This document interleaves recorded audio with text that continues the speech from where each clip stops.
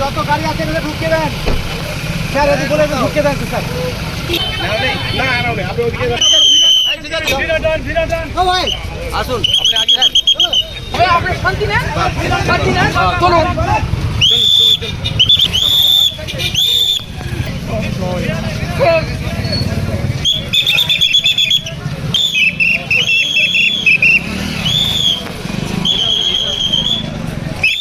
বিশ্ব ইজতেমায় আপনি নামাজ পড়তে এসেছিলেন, দেখা গেল যে কিছু লোক আপনাকে ঘিরে বিক্ষোভ দেখালো, কি বলবেন এটা? এরা সব শাসক দলের দালাল দালাল পুষে রেখেছে। একটা ধর্মকে ব্যবহার করে এরা আগে থেকেই 2011 থেকেই মমতা ব্যানার্জি মুসলিম সমাজকে নিজের স্বার্থের জন্য ব্যবহার করে। আজকে একটা দৃষ্টান্ত পাওয়া গেল, যেখানকার ধনেখালির যে এমএলএ বিধায়িকা অসীমা পাত্র, তার কিছু লোককে এখানে রেখে দিয়েছে যে আমাদেরকে বিজেপির দালাল বলছে। কে বিজেপির দালাল সেটা আগামী নির্বাচনে এদের জবাব দেওয়া হবে।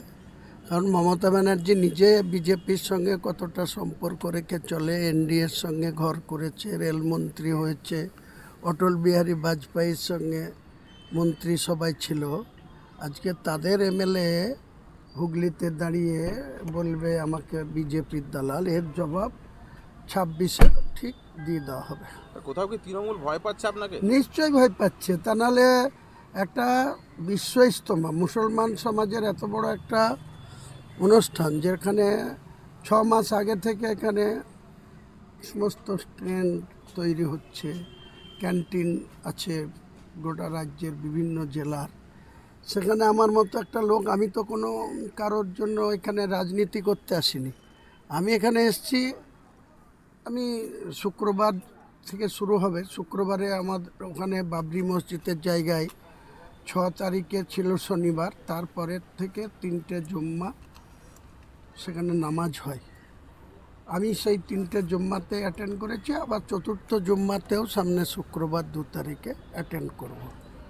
তো স্বাভাবিকভাবেই আমি আজকে বুধবার 31 তারিখে, আমার কাছে আগে থেকে খবর ছিল যে 1 তারিখ বা 2 তারিখ থেকে কোনো গাড়ি ওখানে প্রবেশ করতে দেবে না। তো আমার পক্ষে তো 5 কিলোমিটার 7 কিলোমিটার হেঁটে ওখানে যাওয়া সম্ভব নয়, তাই আমি এসেছিলাম জোহরের নামাজ পড়তে। একজন মুসলমান ব্যক্তি, সে এতটাই মুনাফেক, আমার মনে হয় ডিং ফিং করেছিল।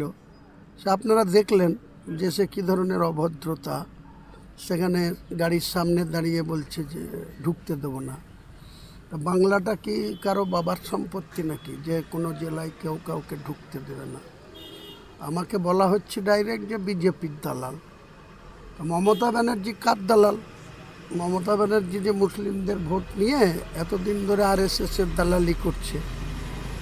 যখন মমতা ব্যানার্জি ক্ষমতায় এসেছিল তখন 558টা আরএসএসের অফিস ছিল, আজকে 12,000 আরএসএসের শাখা অফিস হয়েছে গোটা রাজ্যে। তাহলে কে কার দালাল আগামী দিনে নির্বাচনের টাইমে ঠিক বুঝিয়ে দেওয়া হবে।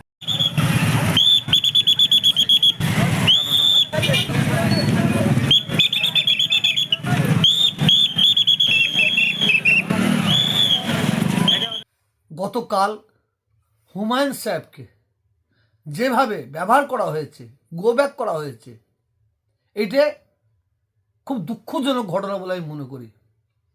কারণ এই পশ্চিম বাংলায় কিছু এমএলএ আছে, সেই এমএলএরা তার এলাকায় মুসলমানদের প্রতি এত অত্যাচার করেছে, এত জুলুম করেছে, মুসলমানদের ধরে ধরে মিথ্যা কেস দিয়ে জেলে ভরেছে।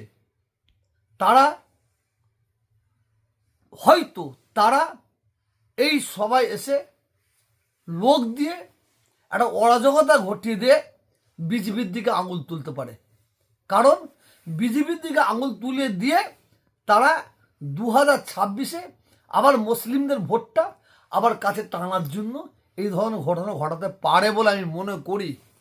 আমি তার জন্য প্রত্যেককে সতর্ক করছি। কারণ কিছু এমএলএ, আমি চ্যালেঞ্জ করে বলছি, কিছু এমএলএ আছে তারা মানে মুসলিম এলাকায় মুসলিমদের প্রতি এত অত্যাচার করেছে, এত জুলুম করেছে, মুসলিমদের ধরে ধরে এত কেস দিয়েছে, মুসলিমদের ঘর বাড়ি ভেঙেছে, মুসলিমদের মানে বঞ্চনা করেছে, তারা 2026-এ ভোট পাবে না, মুসলিমরা তাদের ভোট দেবে না। সেই কারণে কিছু এমএলএ আছে তারা লোক ক্ষেত্রে অরাজকতা করিয়ে দিয়ে বিজেপির দিকে আগুন তুলে দিয়ে তারা আবার মুসলিমদের একত্র করে মানে একাট্টা করে আর ভোটটা নেবার ফয়দা নিতে পারে বলে মনে করি। অতএব আমি প্রশাসনের কাছে অনুরোধ করব, চারিদিকে এই ধরনের ঘটনা না ঘটে, মানুষ বিভিন্ন জায়গা থেকে আসবে, অশান্তির হবার সম্ভাবনা আছে বলে আমি মনে করি। আল্লাহর কাছে দোয়া যায় যাতে শান্তিভাবে এই বিশ্ব ইজতেমাটা যেন পরিপূর্ণ হয়ে থাকে। সাবস্ক্রাইব করুন ডিএনএন বাংলা, ফলো করুন এক্স, ইনস্টাগ্রাম ও ফেসবুক পেজ ডিএনএন বাংলা। সবার মনে সবার ফোনে।